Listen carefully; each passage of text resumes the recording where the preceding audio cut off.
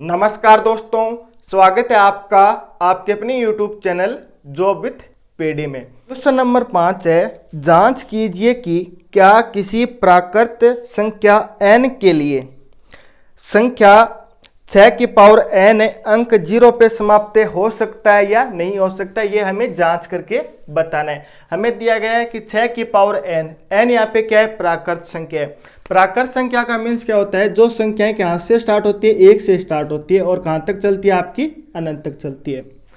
हमसे पूछा जा रहा है कि यहाँ पे n की जगह हम कौन सी संख्या रखें कि ताकि जो ये 6 है ना, यहाँ पे कोई संख्या कहाँ पे समाप्त हो, 0 पे हो। जैसे 6 की पावर हम 1 रख देते हैं, यानी कि n की जगह हम 1 रखते हैं। 6 की पावर 1 का मतलब क्या है, 6। क्या ये 0 पे समाप्त हुआ, क्या नहीं हुआ, तो अंतिम अंक यहाँ पे क्या है, 6। चलिए सेकंड रखते हैं, हम 2 रख लेते हैं। 6 की पावर 2, 6 की पावर 2 मीन्स 6 गुणा 6 यानी कितना हो गया, 36। क्या यहाँ पे ये संख्या 0 पे समाप्त हुई, नहीं। किस पे समाप्त हुई है, आपकी ये 6 पे समाप्त हुई है। अगली कोई भी संख्या मान लीजिए हमने 3 रख लिया, 6 की पावर 3, तो इसका अर्थ क्या है कि 6 गुणा 6 यानी 216। तो क्या ये मान भी 0 पे समाप्त हुआ, क्या नहीं हुआ, ये भी किस पे हुआ है, 6 पे हुआ है। इसी प्रकार आप 6 की पावर 4 रख लीजिए, 5 रख लीजिए, तो हमें यही तो पूछा गया है कि इन प्राकृत संख्या में से कौन सी संख्या हम रखें ताकि जो अंतिम अक्षर है वो क्या मिले, हमें 0 मिले। यहाँ पे क्या मिल रहा है, 6 मिल रहा है, तो हमें यहाँ पे क्या मिलना चाहिए, 0 मिलना चाहिए। इसके लिए हमें यहाँ पे कौन सा मान है वो रखना होगा। तो इसके लिए एक नियम होता है जो आपको क्या ध्यान रखना होगा। किस प्रकार, जैसे कोई संख्या 10 है, 10 के मैं भाज्य गुणनखंड करते हैं तो ये कितना होता है, 2 गुणा 5 होता है। 10 का जो अंतिम अक्षर है वो क्या है, आपका 0 है या नहीं है ना, ठीक। इसी प्रकार हम लीजिए 100 के भाज्य गुणनखंड करेंगे तो ये कितना हो जाएगा आपका, 2 गुणा 2 गुणा 5 गुणा 5। आप करके देख लीजिए, ठीक है। यहाँ पे भी अंतिम अंक क्या है, 0, तो इसमें भी क्या आ रहा है, 2 आ रहा है, 5 आ रहा है। यानी कि अगर कोई भी संख्या का अंतिम अक्षर 0 होता है या कोई संख्या 0 पे समाप्त होता है ना, तो उसके अभाज्य गुणनखंड करने पे कम से कम एक बार 2 और एक बार 5 जरूर आएगा, ठीक है। कोई भी जो ऐसी संख्या, जैसे मान लीजिए आप 30 लिख लीजिए, 40 लिख दीजिए, कोई भी संख्या लिख लीजिए। जैसे 30 के अभाज्य गुणनखंड करेंगे तो ये क्या हो जाएगा, 2 गुणा 3 गुणा 5, ये 6 गुणा 5 30 हो रहा है। तो यानी अगर कोई भी संख्या के अंत में 0 है और उसके हम अभाज्य गुणनखंड करें तो अभाज्य गुणनखंड के अंदर कम से कम एक बार 2 और 5 जरूर आएगा। अगर उस संख्या के अंदर 2 और 5 आ रहा है ना, तभी वो संख्या 0 पे समाप्त होगी, अदरवाइज वो संख्या 0 पे समाप्त नहीं होगी, ठीक है। तो ये एक नियम है जो आपको ध्यान में रखना है। तो मैं यहाँ पे लिख देता हूँ आपको ये बात किस प्रकार ध्यान रखनी। ये तो सारा रफ कार्य था, मैंने आपको समझाने के लिए बताया कि प्राकृत संख्या का अर्थ क्या होता है, n का मान हमें किस प्रकार लिखना है और यहाँ पे हमें क्या प्राप्त होना चाहिए, किस प्रकार प्राप्त होना चाहिए, वो तो मैंने आपको बताया। यहाँ पे 6 की जगह 4 की पावर n हो सकता है, 12 की पावर n हो सकता है, 2 की पावर n हो सकता है। तरीका अपना वही रहेगा, इसको हमें किस प्रकार करना है, ठीक है। तो मैं एक लाइन लिख लेता हूं जो कि आपको ध्यान में रखना है। अगर कोई संख्या जो मैंने आपको अभी ये समझाया ना वही लिख रहा हूं। अगर कोई संख्या 0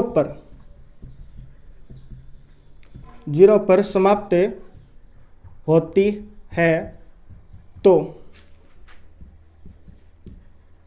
उसके अभाज्य गुणनखंड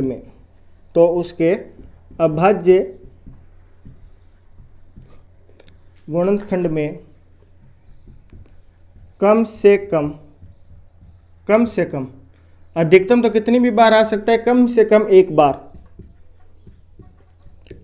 एक बार 2 गुणा 5 होना ही चाहिए।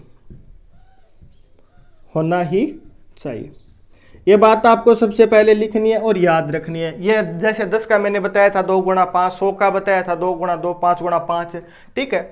तो अगर कोई भी संख्या है वो 0 पे समाप्त हो रही है ना, तो उसके अभाज्य गुणनखंड करेंगे तो कितनी बार, एक बार तो कम से कम 2 गुणा 5 तो आना ही चाहिए। ज़्यादा से ज़्यादा कितनी भी बार आए कोई फर्क नहीं पड़ेगा, एक बार तो यहाँ पे आना ही चाहिए, ठीक है।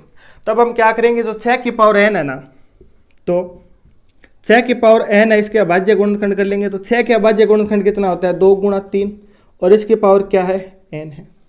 हमने 6 के जब अभाज्य गुणनखंड करे तो अभाज्य गुणनखंड में कितने मिले, 2 गुणा 3 मिला, और हमें मिलना कितना चाहिए था, 2 गुणा 5 मिलना चाहिए था, अगर इस संख्या को हमें 0 पे समाप्त करना है तो कितनी बार, 2 गुणा 5 एक बार तो आना चाहिए था, लेकिन क्या यहाँ पे 2 गुणा 5 एक ही बार आया है क्या, नहीं आया है। जब हमने 6 का अभाज्य गुणनखंड करा तो हमें क्या मिला, 2 गुणा 3 मिला, और मिलना क्या चाहिए था, 2 गुणा 5 कम से कम एक बार आना चाहिए था। तो ये मान यहाँ पे नहीं मिला, तो यानी ये संख्या कभी भी 0 पे समाप्त नहीं होगी। तो आगे इसको मैं और डिटेल से लिख देता हूँ। 6 की पावर n के अभाज्य गुणनखंड, 6 की पावर n के अभाज्य गुणनखंड 2 गुणा 3 है, ठीक है। अर्थात इसके अभाज्य गुणनखंड में, अर्थात इसके अभाज्य गुणनखंड में कम से कम एक बार 2 तो है, लेकिन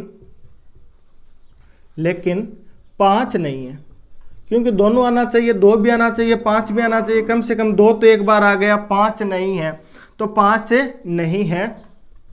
इसलिए क्या होगा, इसलिए 6 की पावर n किसी भी प्राकृत संख्या के लिए, 6 की पावर n किसी भी प्राकृत संख्या के लिए 0 पर समाप्त नहीं होगी। ये बात आपको क्या करना है, ध्यान रखना है। राइटिंग दोस्तों खराब है, पर आप भावार्थ समझिए मैं क्या समझाना चाह रहा हूँ, ठीक है, वो आपको यहाँ पे समझते हुए चलना है, ठीक है। तो हमने क्या किया, 6 के अभाज्य गुणनखंड किया, इसके अंदर 2 गुणा 5 नहीं मिला, ये नहीं मिला, तो यानी कि संख्या कभी भी 0 पे समाप्त नहीं होगी। इनमें से n का मान आप कुछ भी रख लीजिए, अनंत रख लीजिए, 100, 50, 1000, 2000, कोई भी मान रख लीजिए, ये संख्या कभी भी यहाँ पे अंत में इसके 0 नहीं आएगा। ये हमसे पूछा गया था और ये हमने इस प्रकार इसको बता दिया, किस प्रकार आपको क्वेश्चन करना है ये मैंने आपको बता दिया। इसी प्रकार आपको ये फेर वर्क है वो करना रहेगा। तो ये आपका क्वेश्चन नंबर 5 हो गया। नेक्स्ट बढ़ते हैं हम क्वेश्चन नंबर 6 की तरफ।